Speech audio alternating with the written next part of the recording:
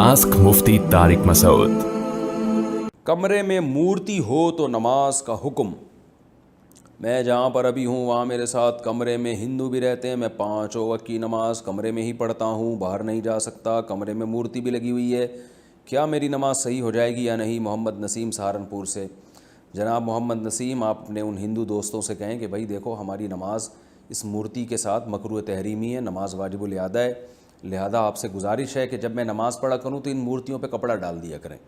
तो क्योंकि जिस कमरे में तस्वीर हो और बाइज़्ज़त तरीके से बाकायदा लटकी हुई और ख़ास मूर्ति जिसकी इबादत होती है, तो ऐसी जगह पे नमाज जायज़ नहीं है।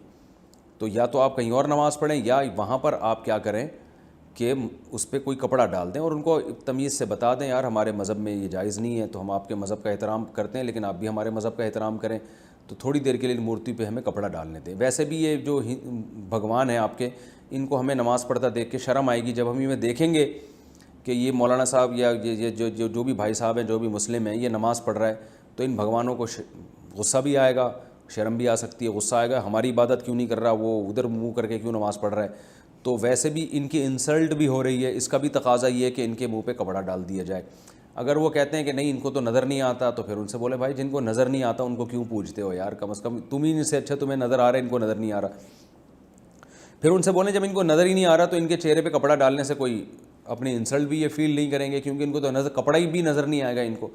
तो बहरहाल ये तो मैं अपने दलाइल दे रहा हूँ, लेकिन आप जो भी सूटेबल दलाइल हो उनको दे के मोहब्बत से समझा दें कि भाई ये मूर्ति को थोड़ी देर के लिए छुपा दिया करें, तो इंशाअल्लाह ताकि नमाज में कराहत ना रहे। फिर भी वो राज़ी ना हो, फड्डेबाजी की नौबत पहुँचे तो कहीं और नमाज़ पढ़ लें। फिर भी मुमकिन नहीं है तो फिर मजबूरी में नमाज इंशाअल्लाह हो जाएगी।